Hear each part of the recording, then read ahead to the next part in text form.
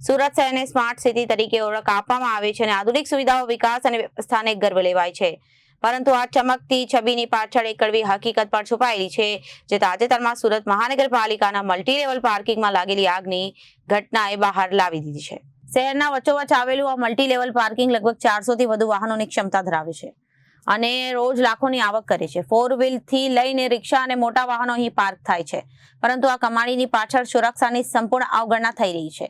8 વર્ષના જૂના પાર્કિંગમાં સૌથી મોટી ખામી છે કે અહીં ફાયર સેફટીની કોઈ યોગ્ય વ્યવસ્થા નથી। આવી પરિસ્થિતિમાં તાજેતરમાં એક XUV ગાડીમાં અચાનક આગ લાગી। થોડા સમયમાં તે ગાડી સંપૂર્ણપણે બળીને ખાક થઈ ગઈ। આગ એટલી ઝડપથી ફેલાઈ કે બાજુમાં પાર્ક કરેલી 2 અન્ય ગાડીઓને પણ નુકસાન થયું।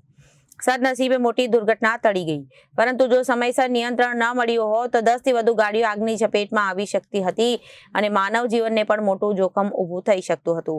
આ ઘટનાને વધુ ગંભીર બનાવે છે એક બીજી ચોંકાવનારી હકીકત। પાર્કિંગમાં ગેરકાયદેસર રીતે કાપડનો જથ્થો સંગ્રહ કરવામાં આવ્યો છે। પાર્કિંગને ગોડાઉન તરીકે ઉપયોગ લેવામાં આવી રહ્યું છે અને જે આગ જેવી આપત્તિમાં જોખમને અનેક ગણો વધારે છે। એક તરફ સુરત મહાનગરપાલિકા સામાન્ય નાગરિકોની નિયમોનું પાલન કરવા માટે દંડ અને કાર્યવાહી કરે છે, જ્યારે બીજી તરફ પોતાની સંચાલિત જગ્યાએ નિયમોની ઉલ્લંઘના થાય છે। આ દ્વિધા વલણ શહેરની વ્યવસ્થાપન પદ્ધતિ પર ગંભીર પ્રશ્નો ઉભા કરે છે। હવે મુખ્ય સવાલ એ છે કે આ આગ માટે જવાબદાર કોણ? ફાયર સેફટી વગર પાર્કિંગ ચલાવવાની મંજૂરી કોણે આપી? ગેરકાયદેસર સંગ્રહ સામે કાર્યવાહી કેમ નથી થઈ?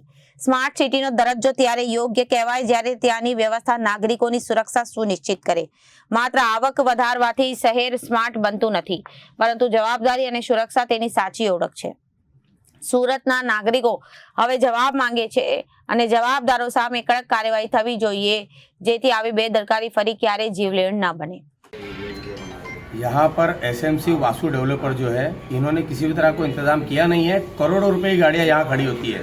अगर यही गाड़ी मेरी 4 फ्लोर के बजाय नीचे के फ्लोर पे होती तो 50-60 गाड़ी जल चुकी होती और करोड़ों अरबों रुपए का नुकसान होता और बहुत बड़ी आग लगती और जान मान का नुकसान भी हो सकता था। और नीचे गैर कानूनी तरीके से टाको का भी डिलीवरी होता है। टाको की गाड़ियाँ खाली होती है, ग्रे टाको की, और वो भी माल भरा पड़ा रहता है। आग बहुत ही ज़्यादा विकराल रूप ले सकती थी।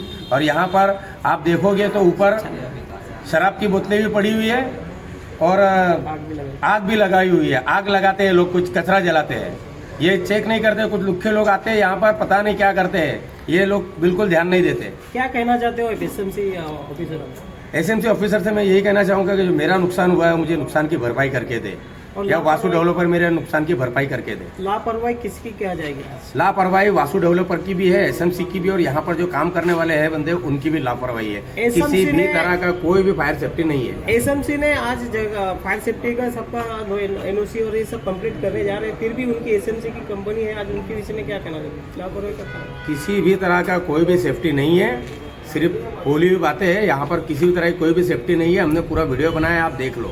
और मार्केट में जगह जगह मार्केटों में आग लगी रही, फिर भी इसके ये लोग सुधर नहीं रहे कि भाई किसी भी तरह का आग को काबू करने के लिए इंतजाम नहीं रखा हुआ है। आप किसको दोष मानते हो? एसएमसी और वासु डेवलपर। रिपोर्टर समीर सैयद, जन आदेश न्यूज, सूरत।